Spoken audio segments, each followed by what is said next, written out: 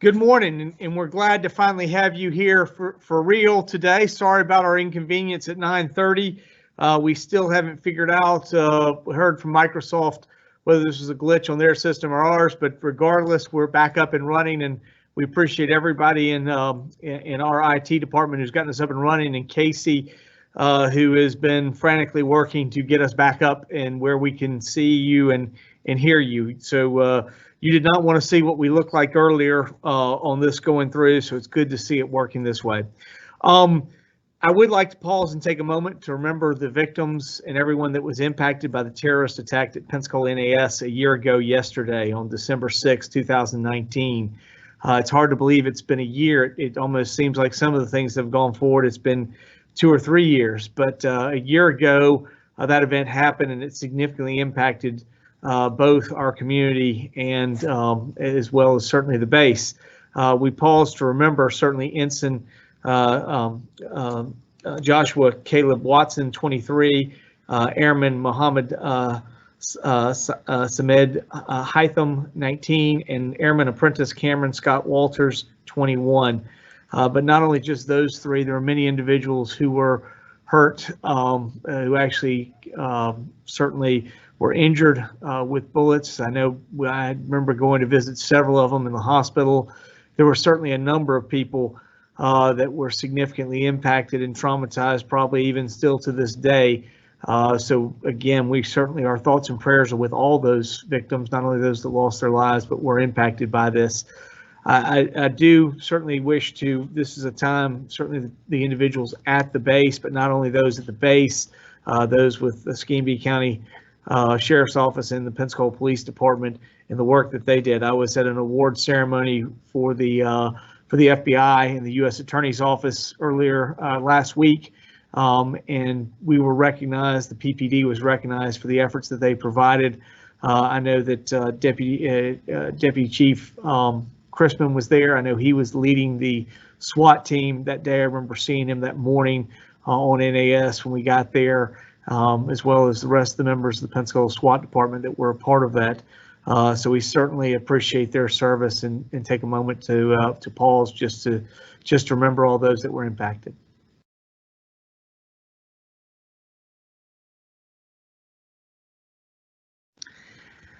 Thank you for that. We would like to talk about some things that are going on. Obviously, I would like to highlight some things that are happening at our airport. Again, the airport has significantly been impacted by COVID-19. However, we continue to outpace the national average. For the week of Thanksgiving, nationally, the airport system was down 63% compared to the same week in 2019, but the Pensacola International Airport was down only 28%. The week of Thanksgiving is the airport's best week since COVID-19 began. COVID-19 has certainly taken a toll on the entire industry, but we have certainly added many safety precautions in place at the Pensacola International Airport, and we have seen a steady stream of increase since we've been reopened. The number of passengers choosing Pensacola International Airport is exceeding the national average by 30%. So I'm continue to be proud of the work that Matt Coughlin and his team are doing out there at the airport. It's a great economic asset for us to have our airport, and we are doing much better than the national average in those airports around us. We continue to work diligently to do what we can to add and improve what's happening there, and certainly make sure that we are taking every safety precaution we can to keep our passengers safe. I also want to announce that United Airlines has added a nonstop flight to Denver. This is new air service beginning on February 13th, 2021. United Airlines will begin nonstop service between Denver and Pensacola International Airport. While Denver International Airport is now a nonstop destination, it is the first time U.S. Airlines has offered this, and we're excited about it.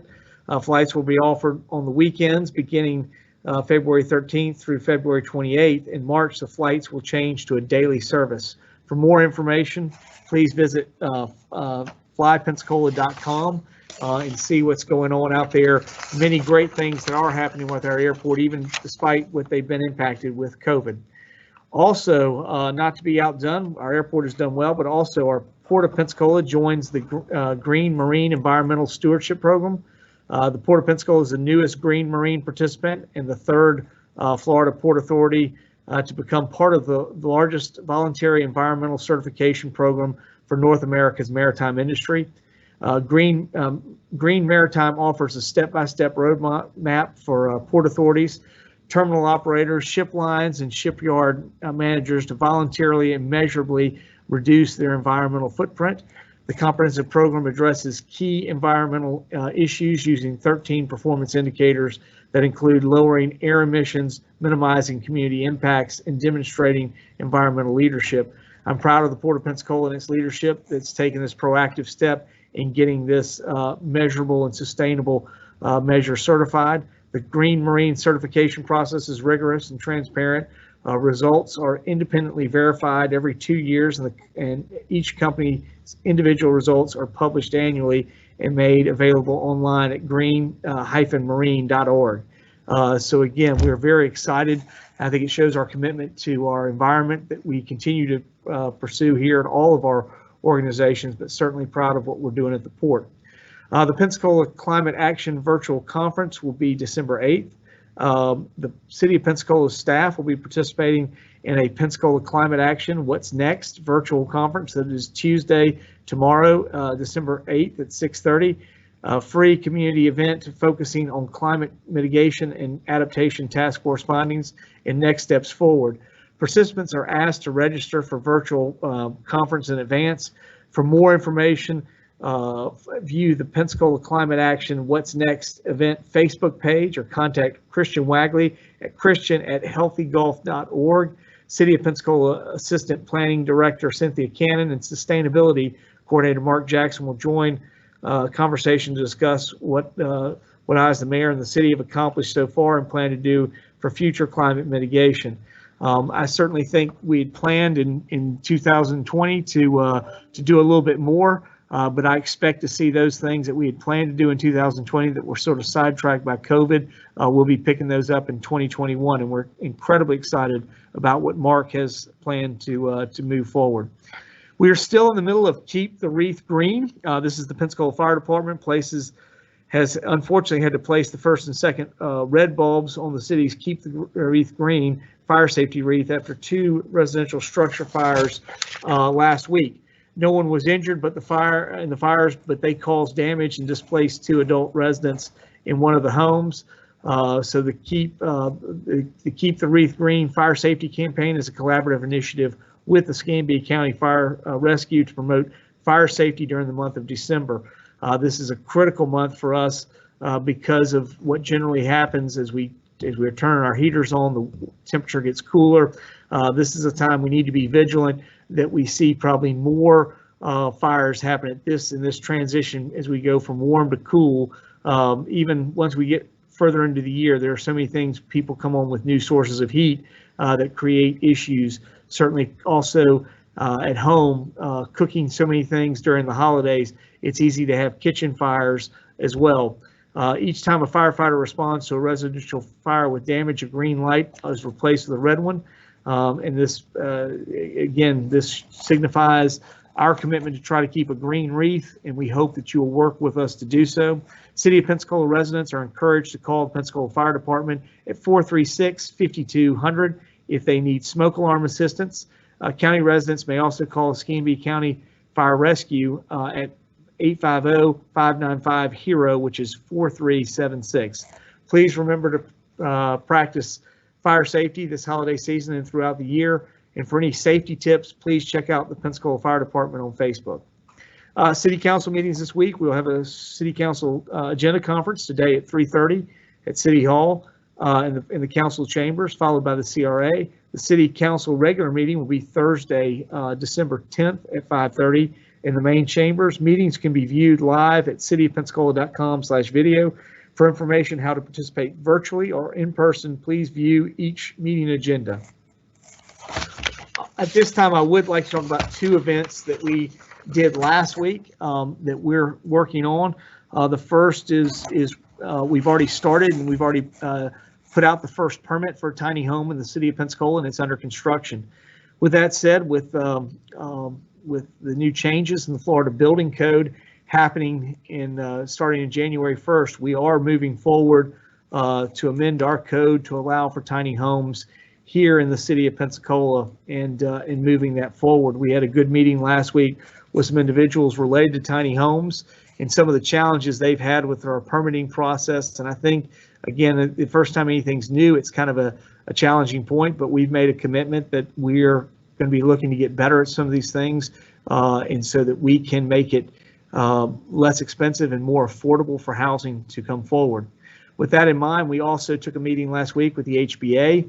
We have many things that we can do to improve the service we provide, and again, the continuity we provided inspection services, and trying to get those smoother run for both citizens, and also to reduce costs, certainly to those that are provided services with our inspection services department. We had a good meeting. We looked at several things that we could do a little bit better, including looking at some issues that were probably some small administrative waivers and variants related to some of the requirements. We had some communication of instances where 3 inches became challenging for a house, and some of the things that we're trying to do within our parameters. So we certainly think there are ways we could do that, and perhaps creating the overlay some initiatives that would be allowable for administrative variances on very small things. We also looked at how we could better coordinate all of our groups, from planning to zoning to inspections and engineering, to make it easier to be able to move through the inspections process. We've gone online, and we realize there are some things that are very good, and we got some very good feedback, but there are also some glitches and hiccups.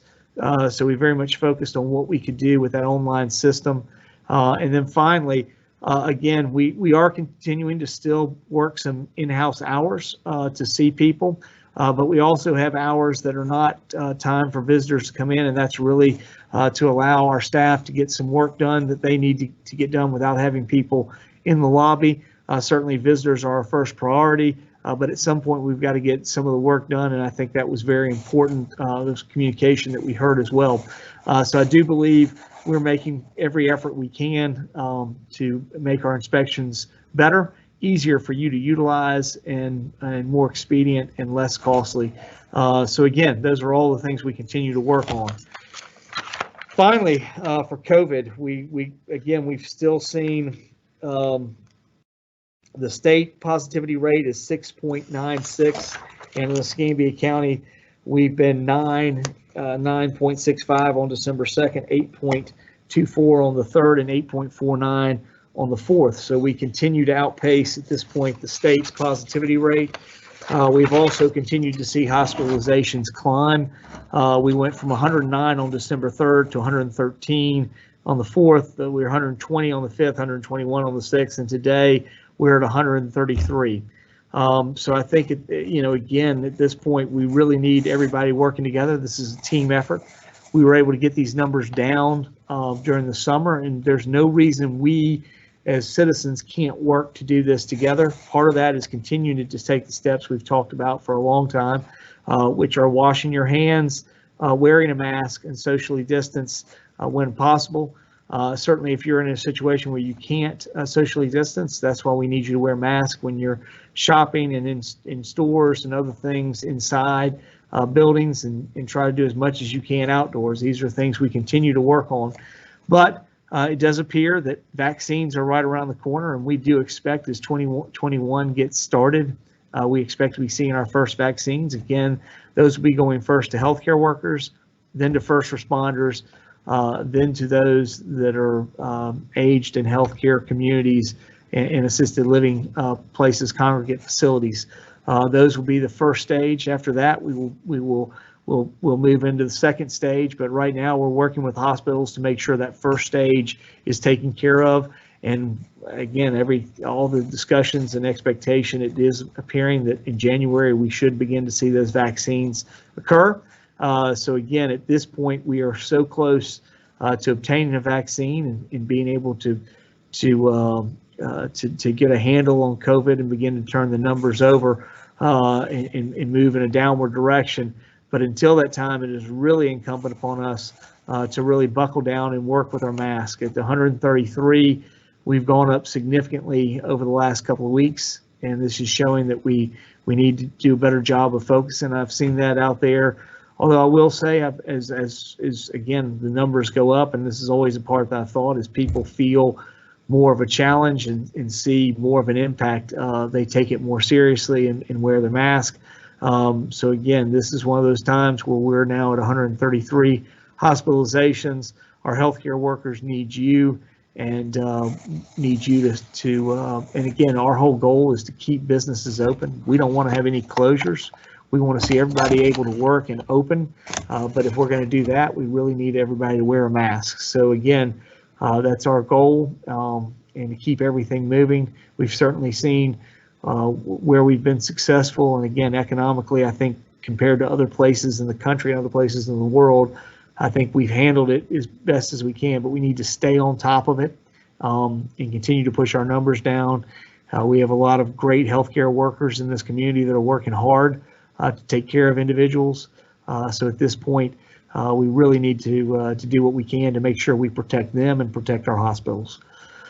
So that's kind of where we are today. I'm happy to answer any questions and look forward to any questions that the press may have. Sure. The first question is from Dave at WWF. Sorry, I think there's a bit of an echo. Any thoughts on Governor DeSantis's announcement on the order of vaccination when vaccines become available? I mean, I think I think obviously we would have liked to have been in Northwest Florida in the front part of it, but there's no doubt that Southeast Florida is seeing a more significant impact. I mean, I understand those things. I mean, from what I've understood, that our expectation is we should see things by January. And again, our expectation of moving first, I think the first wave is what we're very focused on. Healthcare workers, which I think are vitally important. First responders, which has been a part of our modeling and reporting all along. So we, again, think that's incredibly important. You got to have enough firefighters, you got to have enough police, people taking care of the essentials that are important for us to be able to provide community service. And then finally, really moving into those congregate living facilities with our elderly. This is really the worst place we see the impact. So I think if we can get the vaccine and we can start to get it in those three sectors, it'll be more important than anything else. I mean, that begins to make it easier for us to deal with COVID cases in hospitals. It makes us easier to know that we're going to still be able to offer first responder services and things to keep the community going. And then more importantly, we're going to be able to take care of our elderly that are in congregate living facilities. So I think if we can really take care of those three, those are the most important. You know, the expectation I continue to hear, hopefully by the end of, by the first half of the, by the time we get into June, the first half of the year, hopefully we've had enough to get everybody that wants to be vaccinated and the opportunity to be vaccinated. So we hope that will be there, and we'll really see ourselves begin to turn some of the other numbers on COVID and continue to make positive steps as we move forward. Next question, I guess. This is from Jennifer at Channel 3. I understand an item on the agenda for the Pensacola City Council is extending the mask mandate through February 25th. If passed, this would be the first time it's being extended for more than a month. Can you talk about this request?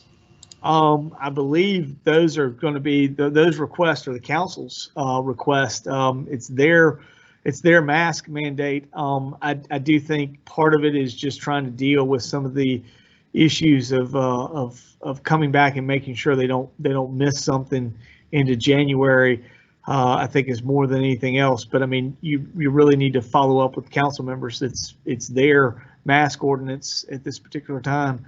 It was not one that we worked with them. We did ask for the state of emergency to be extended through that period of time. We thought it was probably wise, and they maybe decided to continue the mask to keep it concurrent with the state of emergency. So, you know, at this point, where we see ourselves with 133 with coming out with the first wave of vaccines. I think it's very likely that we'll still need to see mask usage probably into that time period of February.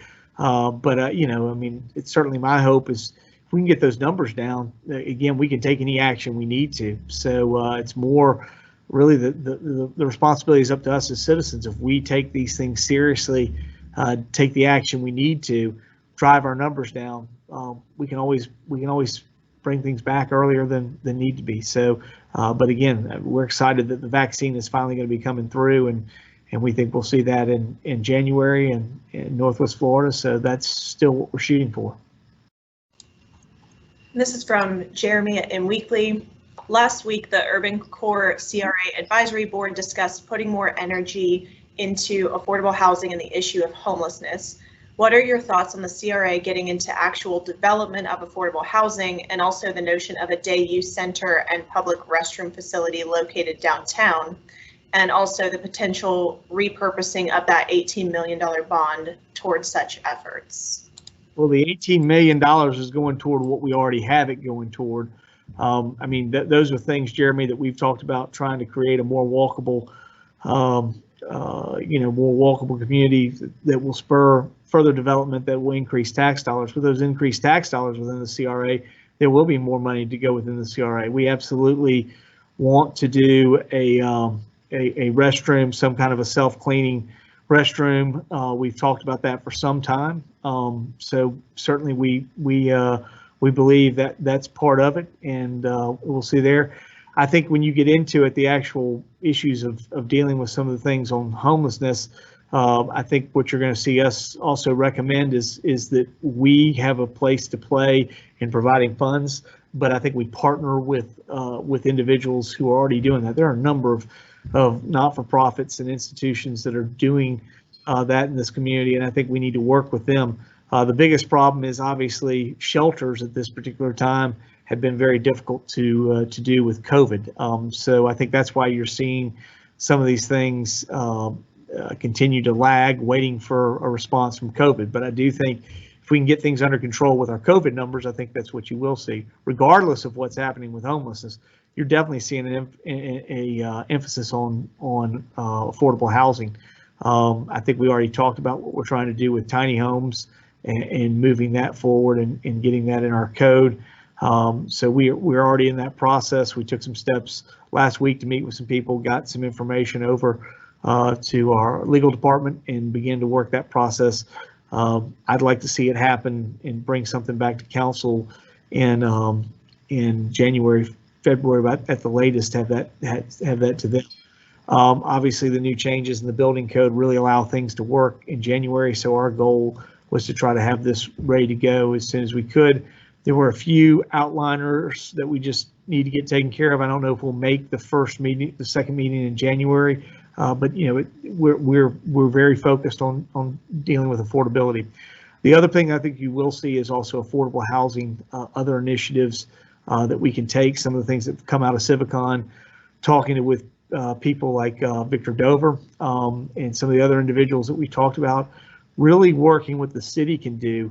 Again, if it's a process of us using some of our affordable housing money to buy plans that we have that are unique to us, that fit our overlay districts, certainly fitting those things, but also getting a standardization to knowing what would work so that it could pass through our inspections area, and they would be very comfortable with it and know exactly what it is. Again, once you have a set of plans and blueprints that you know that are going to be utilized, flipping them, doing all different things that happen with houses, you can make small changes here and there that really are not significant changes to the overall part. So we're trying to take the lessons we've learned from Civicon, and I think you absolutely will see affordable housing and affordability within the CRA and what we're doing. So I think you certainly will see some of those things happening. This is from Jeremy at Weekly. Keith said that if hospitalizations reached 150, the city would ask the state to allow it to enact its own safety measure requirements. masks, closures, etc. Is this the plan? Well, I think we're already doing that right now, looking for trying to ask the state to be allowing us to do our mask. Again, I'm going to be real clear with the media on this. We are absolutely focused on whatever we can do to work within the mask guidelines and what we have dealing with masking.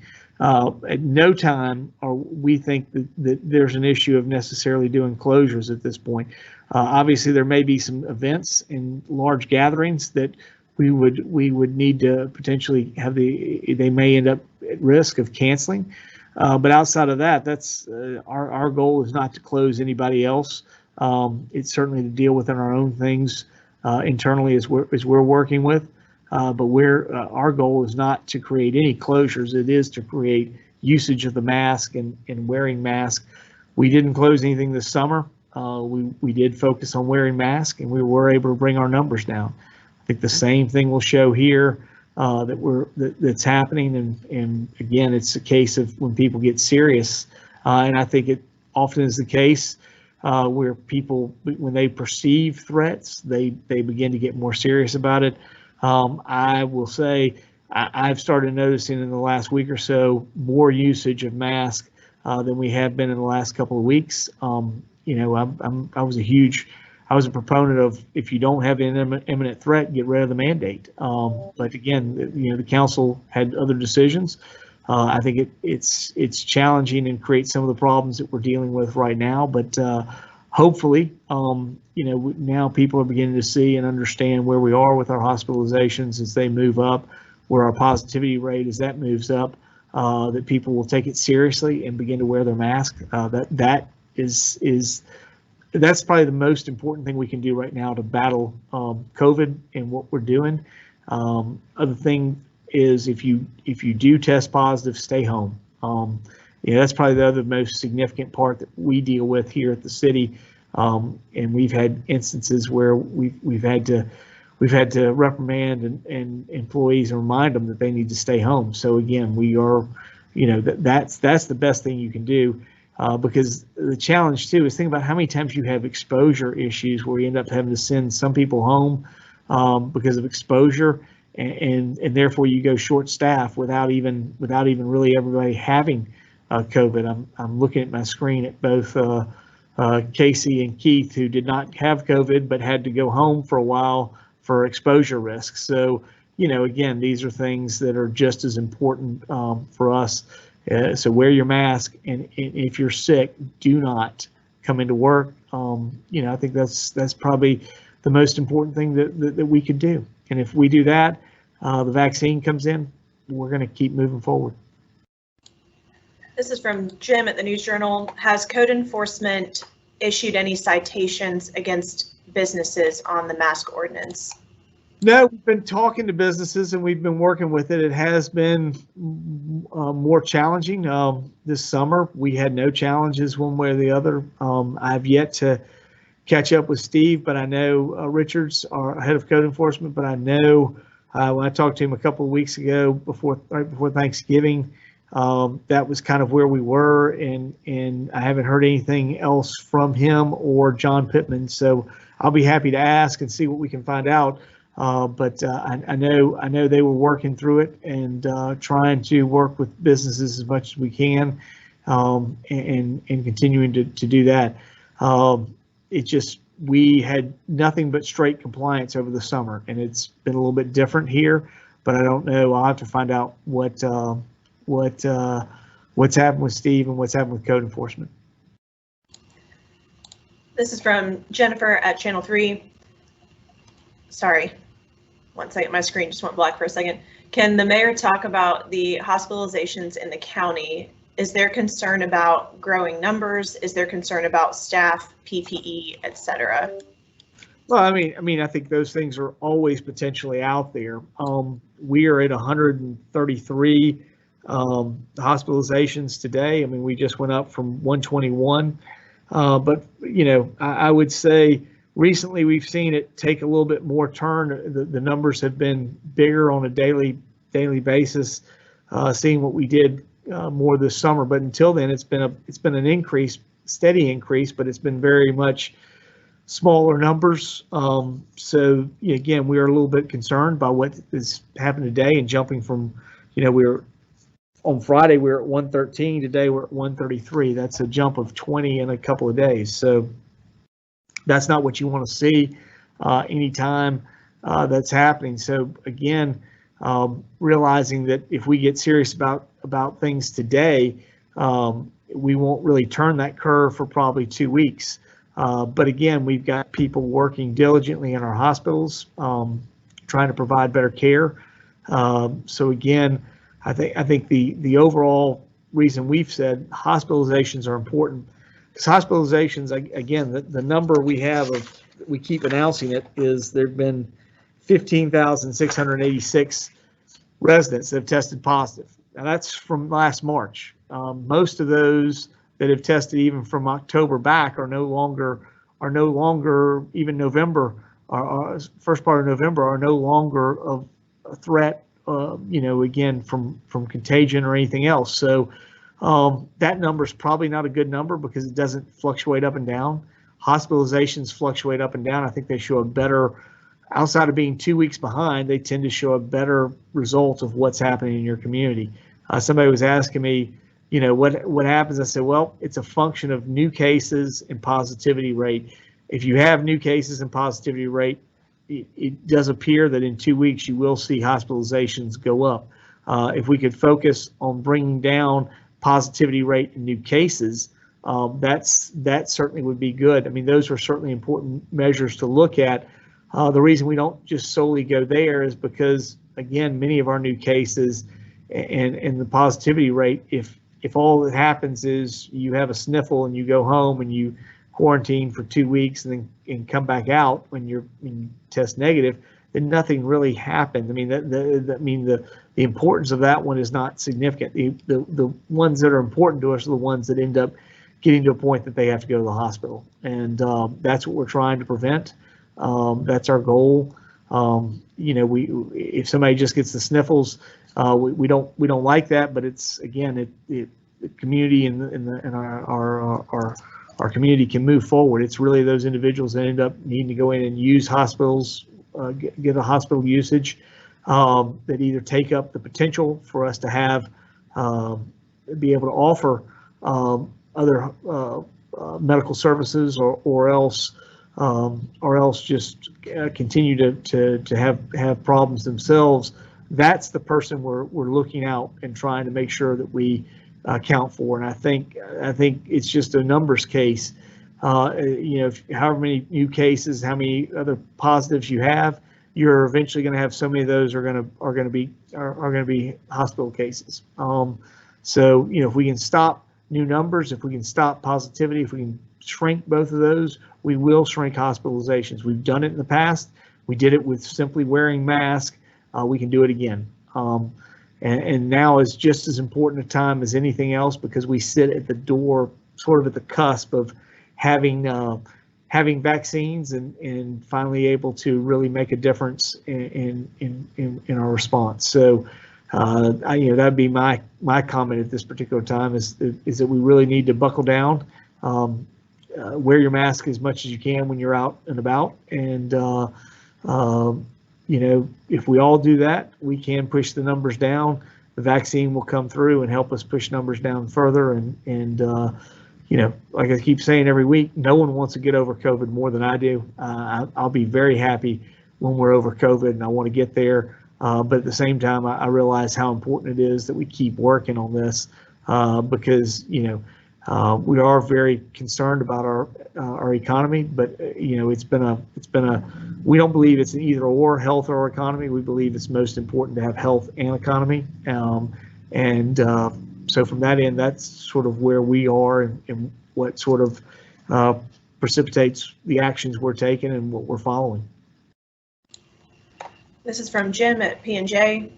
Can you explain the latest with Hitzman Optimist Park, and why was a stormwater pond labeled as a multi-use green space on public plans, even though the drain pipes are clearly visible in the same drawing? Do you believe that was misleading to the public? Jim, I mean, again, from our standpoint, it is still common use. I mean, you will be able to use that area, and that was the way it was designed. We've had clearly positions that have come out through this that have said, hey, we need to take care of stormwater. It's been all over the place about stormwater in Hitzman. There was no stormwater in Hitzman or the YMCA, and it's been very clear that Scenic Heights has asked for stormwater. So when you have multiple missions that you're trying to accomplish at the same time, we only have so much property. We're not going to go buy any more property. So again, we did that.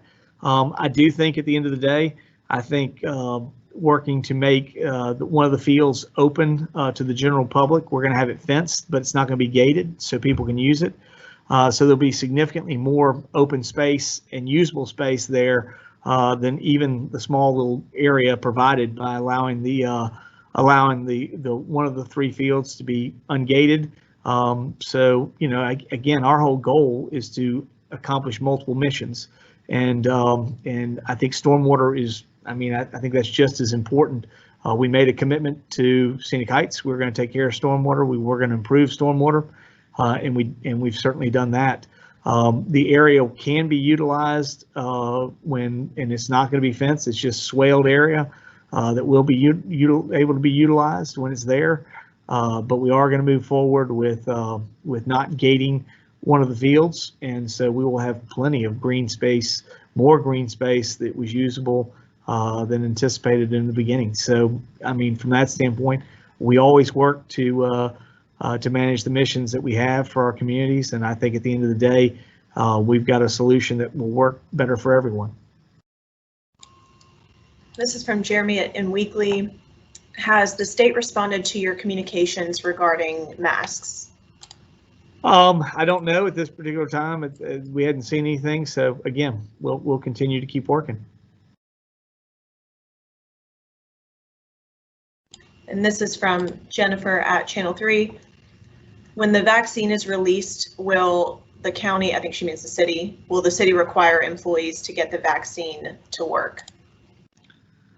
Again, I mean, we will certainly be encouraging people to participate in it, but we're not forcing anybody to do anything. You know, I think at this point, what we've gone through over the last